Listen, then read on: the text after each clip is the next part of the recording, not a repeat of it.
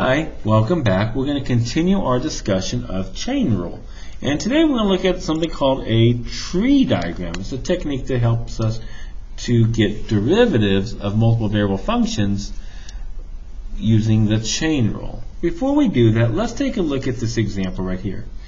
We have z, which is a function of both r and theta. And we're asked to find the derivative of z with respect to s.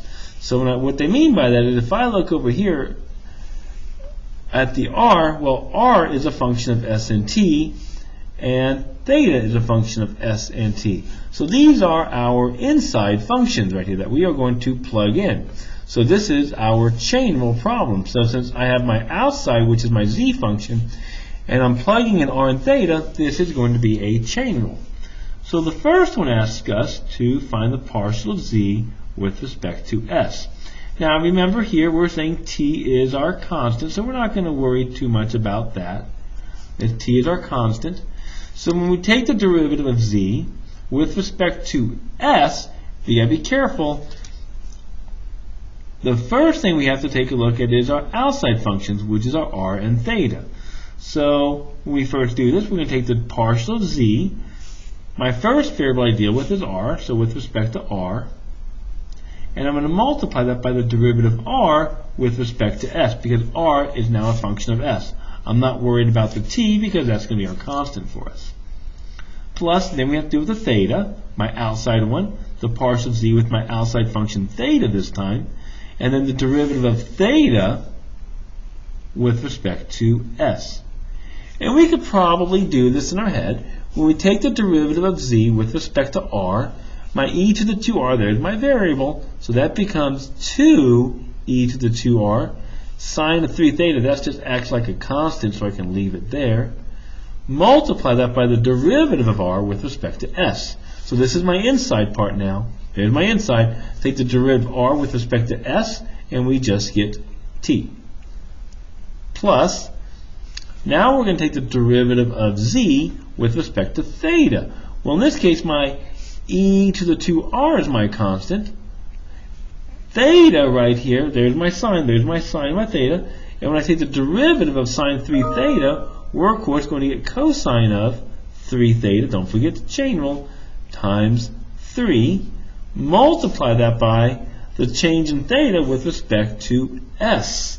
Alright, this is a fun one. We've seen this before. This is a square root, so we're going to get 1 over 2 times the square root of s squared plus t squared.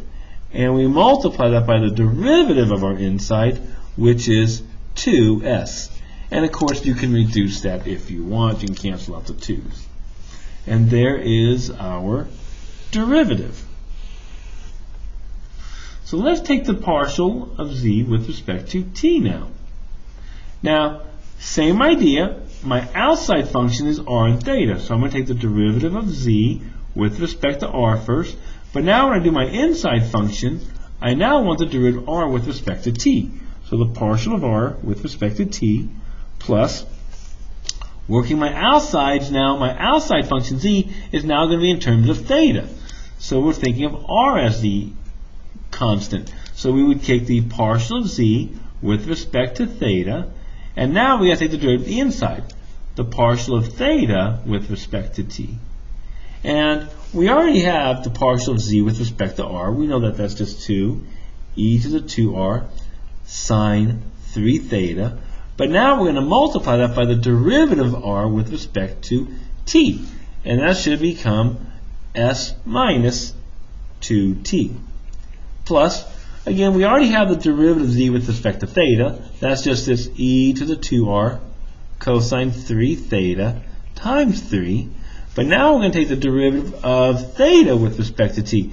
And it's the same thing. It's our square root. Remember, the derivative of the square root is just 1 over 2 root x. So when I take this derivative, I'm going to get 1 over 2 times this s squared plus t squared. And I multiply by the derivative of the inside, which is 2t. And again, the 2's can cancel if you like. And there is our derivative with chain rule right there.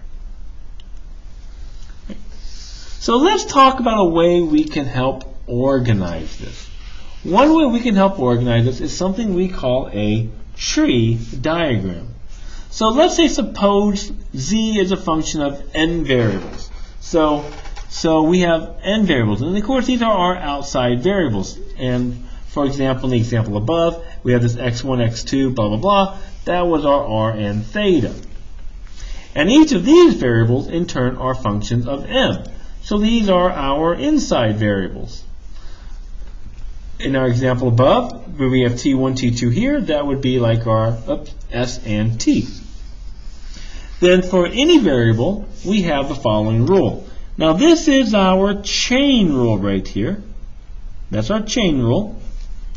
Notice we have our outside, x1, right? And then we have our inside, x is a function of t. And we get so on, and we just keep going. Well, one way we could use this formula, we could use this formula, or we can use a tree diagram to help us organize all of our derivatives. So let's say we have a function z. Z here is a function of x and y.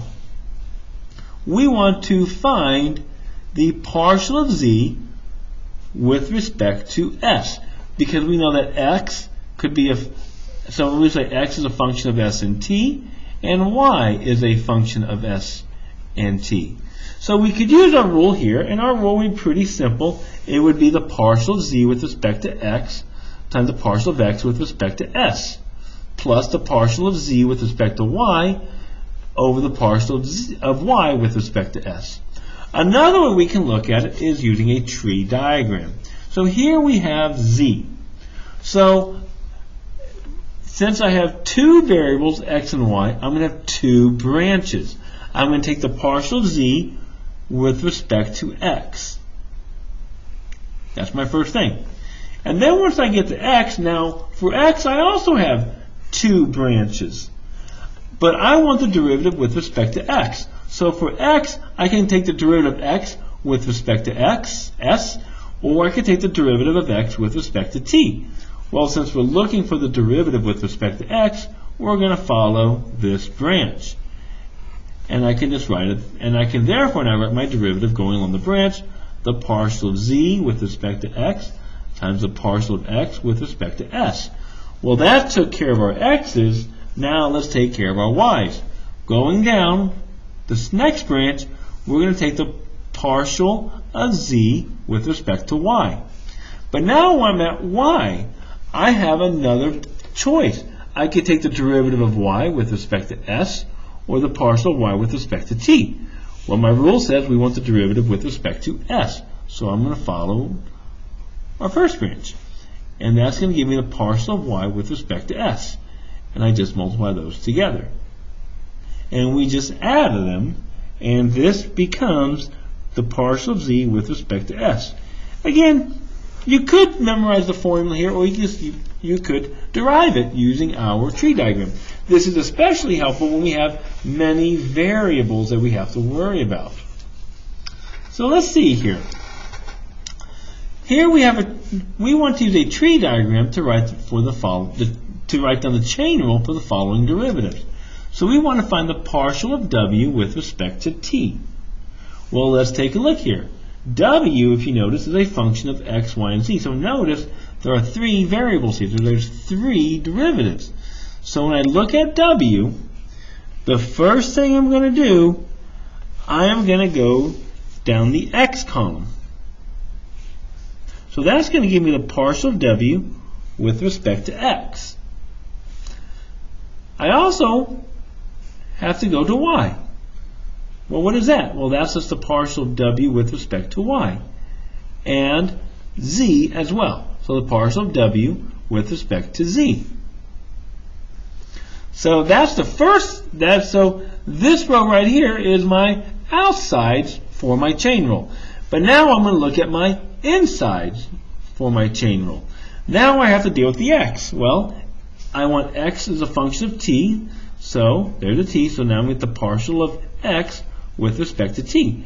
And I do the same thing with the y, and the same thing with the z's. So what do I get? I'm going to get the partial of w, so my derivative, the partial of w with respect to t, that's what I'm looking for, is equal to, I'm going to go to the partial of w with respect to x, times, now do the x's, the partial of x with respect to t, plus the partial of w with respect to y, times, don't forget this is the partial of y with respect to t, whoop, that's a weird looking y, plus, here we got the partial of w with respect to z, and of course this is the partial of z with respect to t. And there is our chain rule. And you can keep this going, especially like if we have, well, what if t is a function of s? How can we do this then? So then we can continue on with the pattern. All right, hope you enjoyed this video. Go to video number 2. We'll take a look at some more examples.